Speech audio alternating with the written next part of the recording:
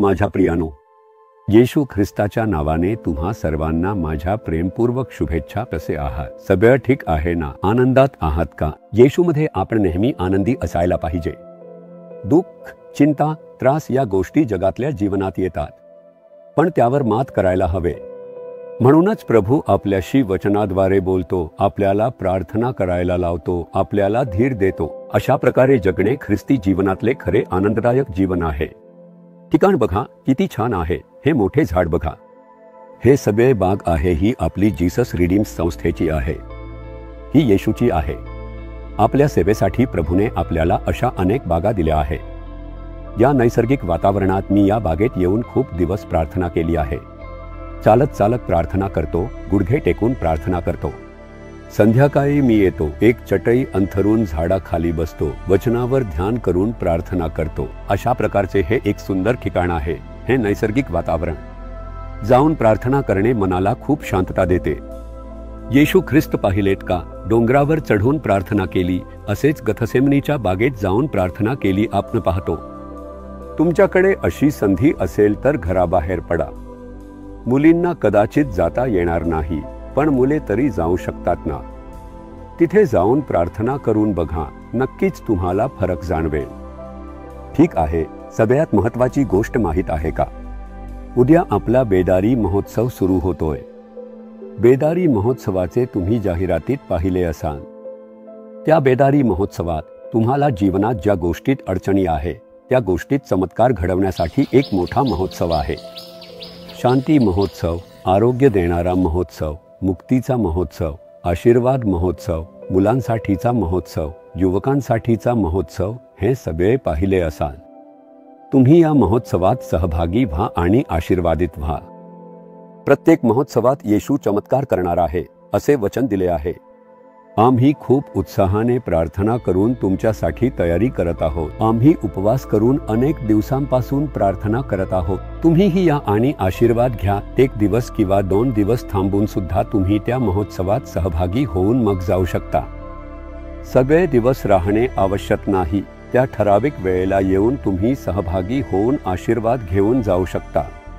हे तुमच्या सोयीवर आहे. आज प्रभू आपल्याला काय संदेश देतो याची उत्सुकतेने वाट पाहत आहात. स्तोत्र संहिता 40 वचन 17. एका भक्ताचे एक सुंदर प्रार्थना लिहिलेली आहे. तुम्ही आणि मी सुद्धा ही प्रार्थना करायला हवी. ती प्रार्थना काय आहे? देवा, माझा सहाय्यकारी व माझा मुक्तिदाता तू आहेस. प्रभू, तुम्ही माझ्यासाठी आधार आहात आणि तुम्हीच मला मुक्त करणारे आहात. तुम्हाला एक आधार हवा आहे. तुम्हाला पवित्र जीवन जगायला, यशस्वी जीवन जगायचे आहे. तुम्ही जे काही करत आहात ते यशस्वी व्हावे असे वाटत असेल. एक मदत करणारा प्रभू तुझ्यासाठी आधार असतील. मी तुझा आधार आहे. मी तुला पवित्रपणे जपेन, परीक्षांना सामोरे जाण्यास मदत करीन. तू जे काही करतोस त्यात मी यश आणीन. तुझ्या शिक्षणात यश देईन. तुझ्या कामात मी उन्नती देईन. तुझ्या व्यवसायात आशीर्वाद देईन.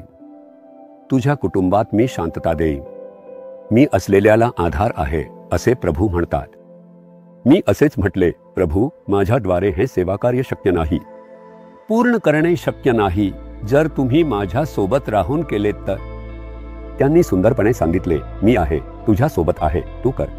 तुझ्यामुळे शक्य ते करत राहा. मी तुझ्या सोबत राहीन, गोष्टींमध्ये मदत करीन. अशाच प्रकारे सेवाकर्म चालते आणि अशाच प्रकारे माझे आयुष्य चालते.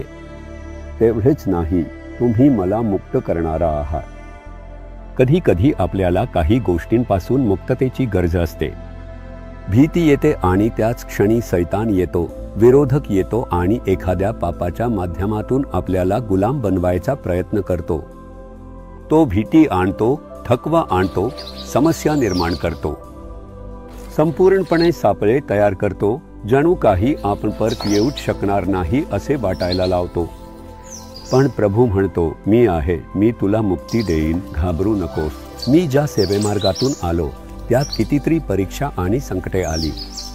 असे वाटायचे की आता काहीच शक्य नाही, इतके सैतानाने दबाव टाकला.